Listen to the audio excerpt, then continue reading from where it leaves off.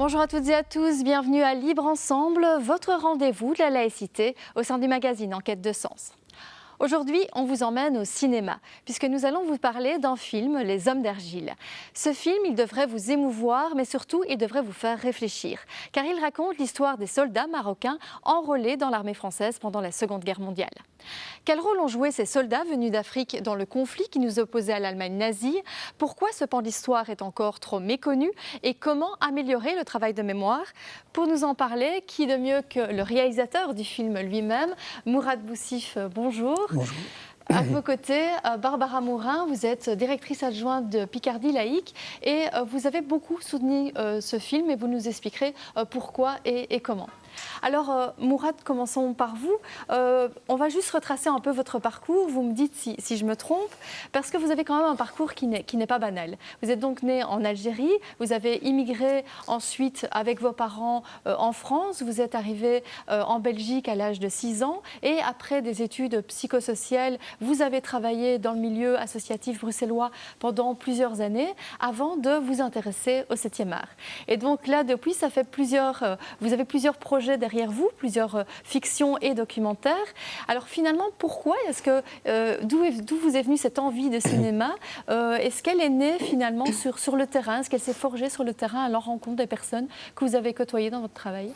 Tout à fait. Le 7e art est venu comme une forme de continuation par rapport à un travail que je menais. Donc moi j'étais en première ligne, donc notamment dans les quartiers populaires bruxellois. Et puis je me suis très vite rendu compte que je devais aller beaucoup plus loin. Et que surtout que ma définition du travailleur social, les réponses qu'on me donnait ne correspondaient plus. Et c'est comme ça que le 7e art est arrivé, donc notamment sous forme très modeste, avec des petits ateliers vidéo, avec des habitants, des jeunes des quartiers. Et puis progressivement, ça a donné naissance à des films et c'est là qu'on a pris conscience vraiment, et personnellement, qu'on a pris conscience vraiment qu'il y avait des enjeux et que de nombreux films sont nés. D'ailleurs, effectivement, vous avez plusieurs films à votre actif, c'est-à-dire qu'il y a des films de fiction comme Kamel et Au-delà de Gibraltar. Vous avez aussi un documentaire qui a fait beaucoup parler de lui, qui a d'ailleurs été primé et qui nous intéresse particulièrement aujourd'hui. C'est La couleur du sacrifice, puisqu'il aborde la même thématique en fait que votre film Les Hommes d'Argile. Et cette thématique, c'est quoi? C'est l'engagement de ces hommes venus d'ailleurs qui se sont retrouvés ici sur les différents fronts européens, dont notamment belges, et qui malheureusement a disparu de notre mémoire collective. Et puis progressivement, je me suis rendu compte que c'est une très grande page de l'histoire qui a été vraiment arrachée à nos manuels scolaires, à tous nos manuels scientifiques, historiques. Et en faisant quelques recherches, je me suis dit, donc avec quelques amis, quelques artistes, qu'il fallait faire quelque chose parce que cette histoire est assez incroyable. Et puis surtout, elle porte des enjeux assez intéressants, assez importants par rapport aujourd'hui à un contexte qui a plutôt tendance à stigmatiser l'autre, les minorités. Et donc c'est comme ça que un petit peu comment a démarré La couleur du sacrifice, donc ce documentaire, et puis cette fiction. Le documentaire parce que, alors au début, le documentaire devait nous servir d'inspiration, et puis on s'est vite rendu compte qu'on avait un matériau extraordinaire, que les vraies personnes témoignaient avec des témoignages assez forts, assez émouvants, et donc on ne pouvait pas simplement se contenter de s'inspirer. Et c'est comme ça qu'est né ce documentaire. Et puis progressivement, on se rendait compte que ce n'était pas suffisant, qu'il fallait peut-être aller beaucoup plus loin, toucher peut-être aussi notamment un plus large public. Et c'est comme ça qu'on est parti dans cette grande traversée qui est Les Hommes d'Argile, donc un long métrage de fiction qui sortira prochainement. Voilà, un film qui a duré de nombreuses années, une très longue traversée, mais une histoire assez extraordinaire avec une équipe vraiment incroyable.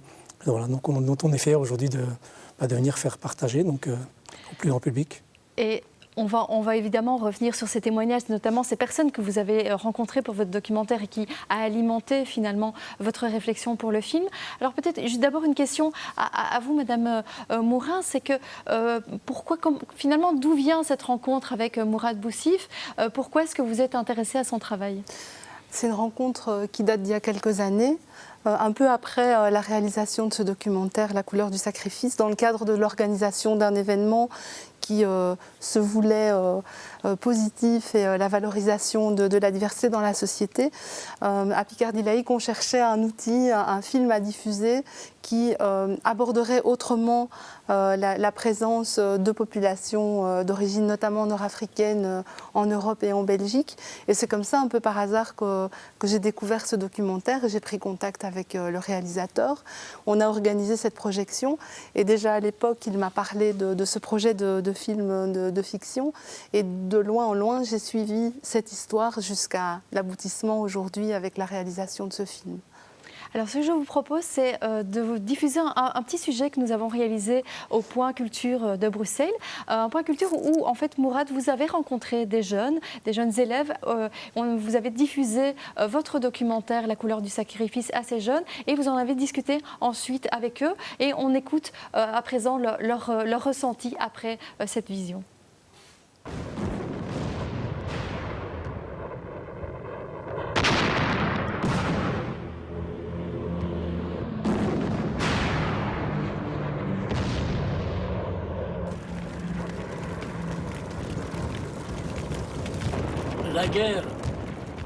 La guerre, il est pas bon. ضياع للناس والضياع للرزق والضياع للعمر والضياع من الصحة.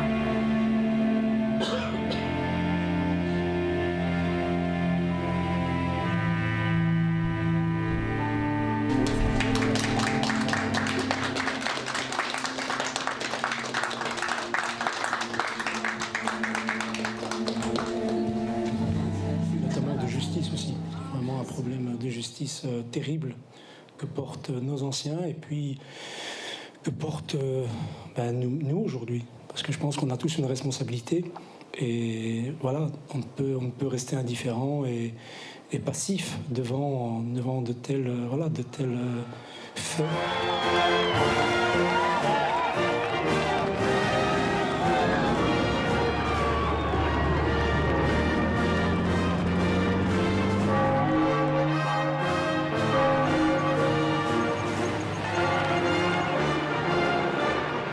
Ils sont partis en guerre, même si c'était pas leur pays, et c'est très courageux de faire ce genre de truc parce que, je pense pas qu'il y ait encore beaucoup de monde maintenant qui oserait faire ce genre de choses, d'aller à un pays où on connaît absolument rien et on se dit on va se battre pour eux, alors que voilà, que s'ils gagnent, ils gagnent, s'ils gagnent pas, on s'en fout un peu, voilà.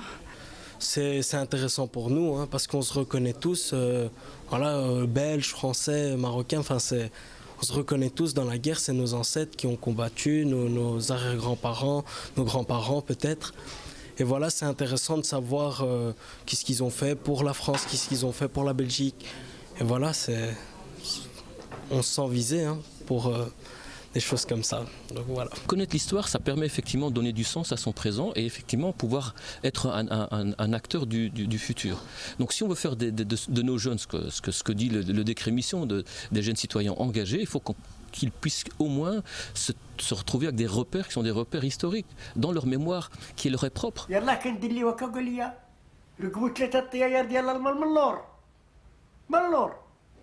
جونا من اللور واحد جبل زغوان جبل سيز.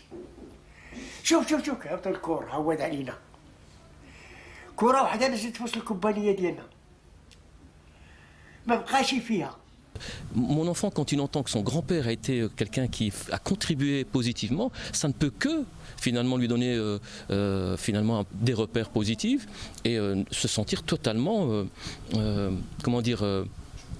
élément intégré par l'histoire, par le fait que cette histoire ne lui est pas occultée. Mais malheureusement, c'est vrai que dans les bouquins d'histoire, on n'a pas nécessairement cet espace-là qui est ouvert, sans faire, comme a dit tout à l'heure des autres enseignants, de la concurrence mémorielle ou la mienne est meilleure que la tienne. Non, c'est vraiment faire des traits d'union.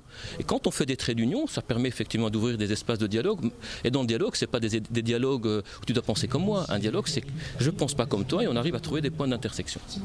Je voudrais vraiment qu'on en parle et que, comme ça, ça, d'une manière ou d'une autre, on serait un petit peu tous réunis parce que généralement on dit oui, les Anglais, les Américains, les Allemands et tout ça, mais on n'a jamais vraiment parlé de nous. Donc ça serait bien aussi qu'on se reconnaisse un peu dans l'histoire. Bien sûr, il est mort. Camarade marocain. Le français, c'est la même chose.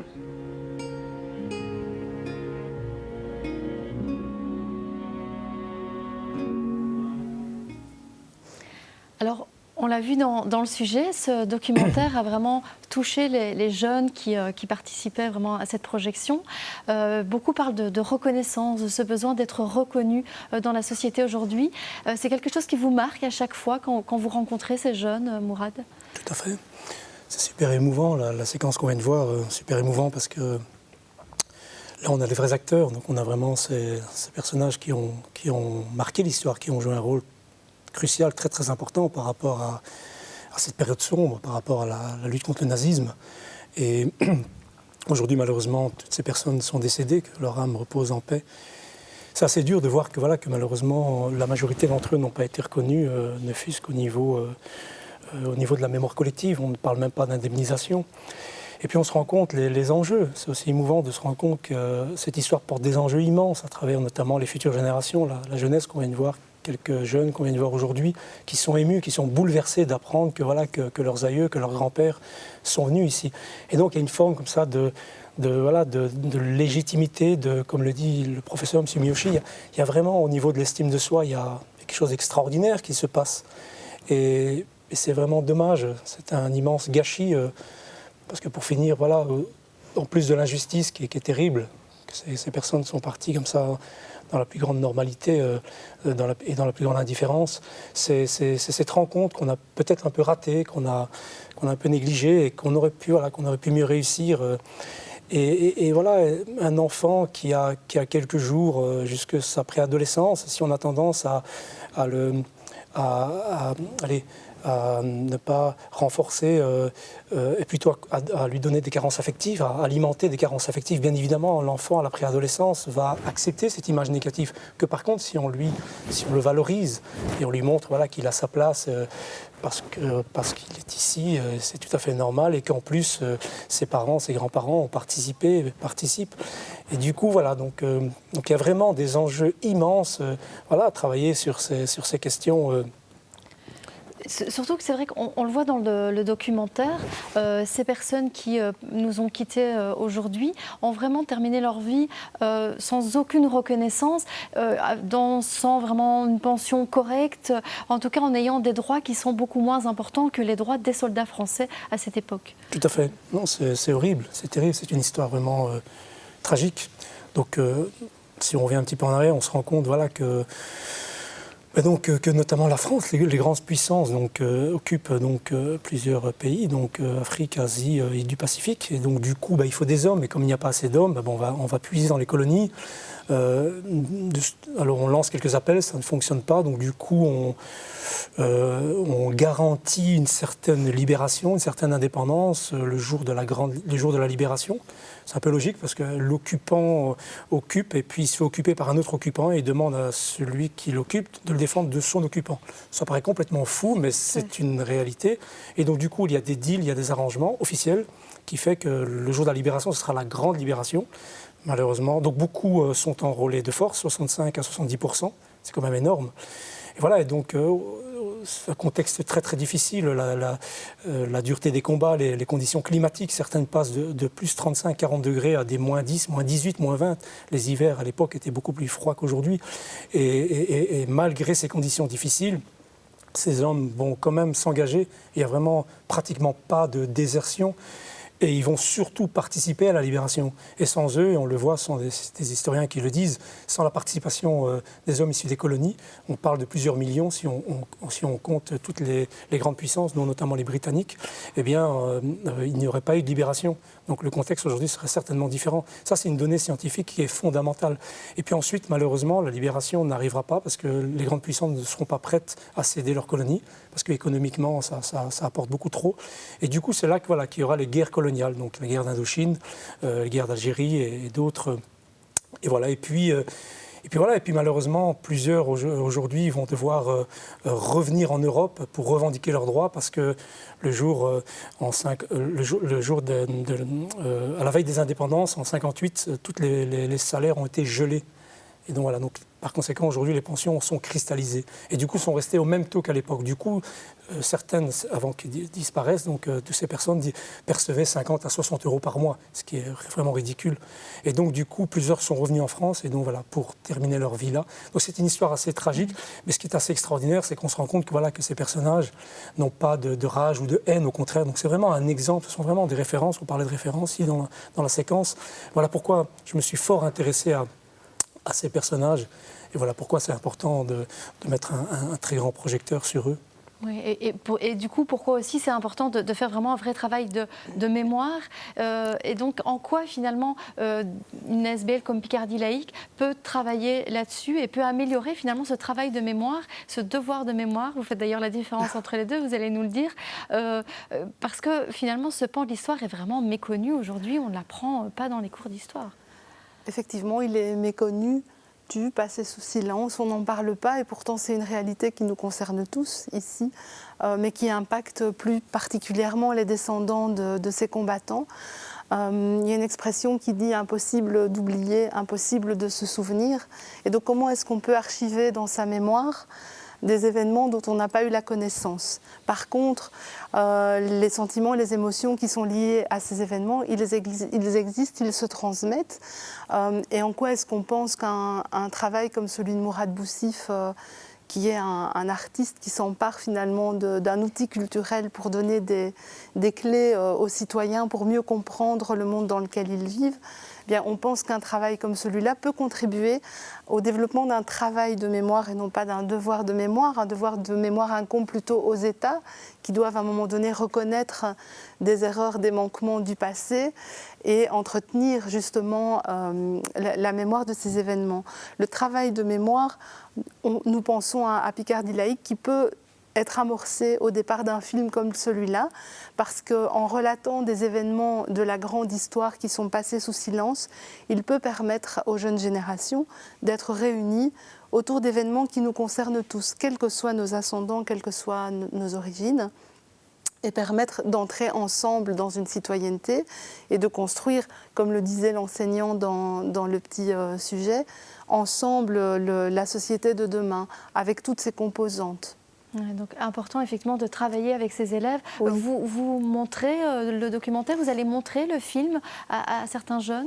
Oui, on a le projet après la sortie en salle. Donc actuellement on soutient la sortie en salle pour le tout public en organisant des avant-premières. Il y en a encore 3 qui sont prévues. Une le 4 novembre prochain à Moucron, une le 9 novembre à Tournai et une le 16 novembre à Mons. Après la sortie officielle du film qui a lieu, je pense, le 18 novembre, on aimerait pouvoir travailler sur la diffusion de ce film dans les écoles secondaires et auprès aussi des futurs enseignants, donc dans les écoles supérieures qui forment des futurs enseignants, des futurs profs d'histoire, pour permettre justement cette réappropriation par tous. Oui, pour les sensibiliser à cette question. Oui. Mais je pense que c'est le bon moment de montrer la bande-annonce du film, le film dont on parle depuis le début de l'émission, et on en reparle juste après. Je pense que vous l'avez compris comme moi. Cette guerre sera beaucoup plus compliquée qu'on l'imaginait.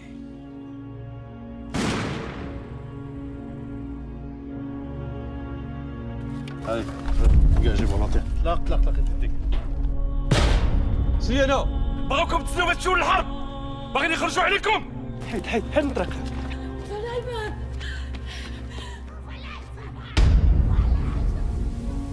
C'est mon père et ma mère.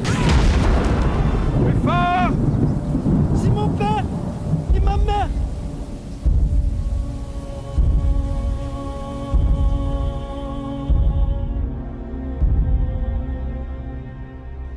Faut leur rappeler sans cesse que cette guerre est très importante.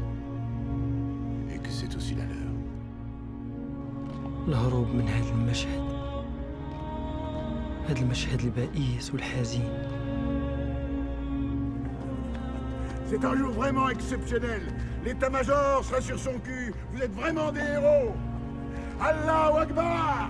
Allahu Akbar!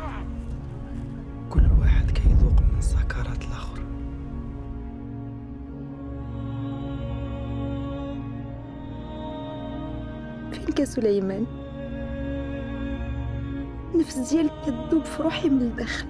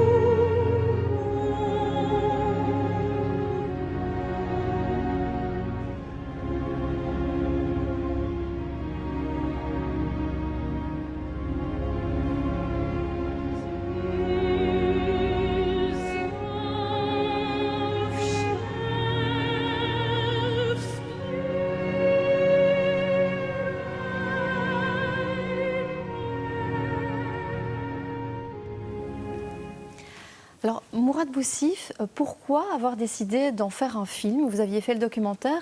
Qu'est-ce que le film permettait de faire en plus? Ce qui était assez fort à travers ce travail de rencontre avec les vrais personnages qui ont marqué l'histoire, c'était leur richesse, c'était leur force. Et leur force, c'était simplement qu'on avait affaire, on a souvent des clichés sur ces hommes qu'on a été chercher, donc provenant des colonies. Et on s'est très vite rendu compte que ces hommes étaient des grands philosophes et portaient en eux des trésors assez extraordinaires. Et du coup, on a très vite compris que la dimension historique devait être dépassée et nous permettre de rentrer dans une sorte de réflexion métaphysique, donc vraiment une réflexion philosophique sur l'homme, sur la condition humaine. Et vraiment, c'était assez fort la richesse, je veux dire, la densité qu'on pouvait retrouver chez de nombreux personnages. Et donc la fiction s'imposait, bien évidemment, donc on devait aller plus loin. Vraiment. Oui, et d'ailleurs, ce côté un peu métaphysique, cette réflexion, on vous a demandé en fait de choisir un extrait qui vous tenait à cœur, qu'on pourrait diffuser, et vous avez choisi justement un extrait qui met un peu cette réflexion en valeur, cette métaphysique en valeur. Je vous propose qu'on le regarde tout de suite, et comme ça on discutera du film par la suite. Très bien.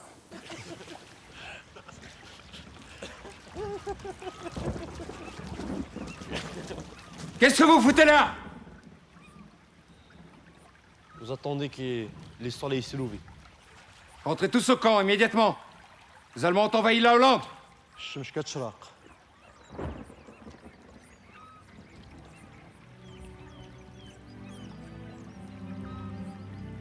كاين آيات بين السماوات والأرض.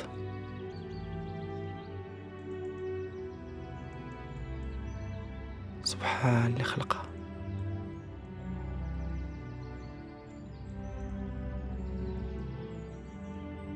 كل حركة فيها موزونة،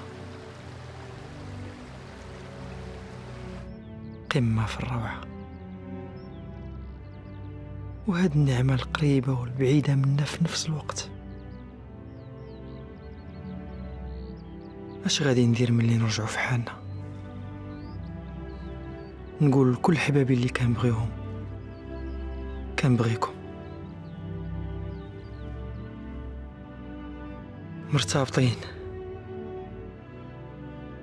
مرتبطين من الأعماق، تما فين كل شي كيتجمع.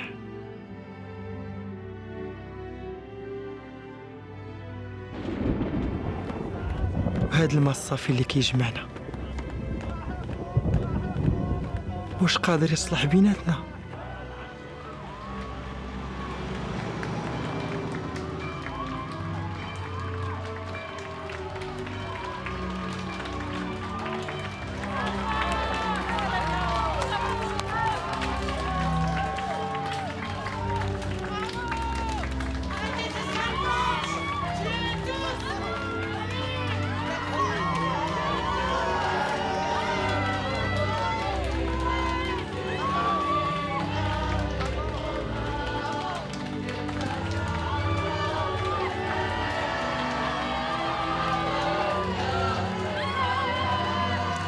Alors, Mourad Boussif, pourquoi le choix de cette séquence? Qu'est-ce qu'elle nous dit, cette séquence? Et elle nous dit que tout est là. Je suis assez d'accord avec nos personnages qui croient énormément en cette aventure humaine. Et voilà, maintenant, il n'y a pas de mode d'emploi, il y a un travail immense à faire et vraiment, il y a pas mal de clés qu'on peut retrouver dans le film. Il y a des solutions, il y a vraiment des pistes d'action et voilà. Barbara Mourin, en quoi est-ce important pour vous de soutenir des acteurs comme Mourad Boussif, qui sont des acteurs engagés, des personnes engagées? Je veux dire, avant vous, ou plutôt en même temps que vous, on a aussi Sam Touzani qui a fait une pièce sur cette thématique-là aussi avec Jean Blou. En quoi finalement ces acteurs engagés participent à ce travail de mémoire? Parce qu'une démarche artistique comme celle-là, j'ai envie de dire, redore le blason de la culture aussi, qui peut être autre chose qu'un simple divertissement, ce qu'elle peut être aussi par ailleurs, mais ce type de travail qui est à la fois très très beau, invite chacun à réfléchir, donne aussi de l'information, donc augmente le patrimoine culturel de chacun. Et c'est ce pari-là qu'on souhaite soutenir aussi. Alors, au niveau concret, le film...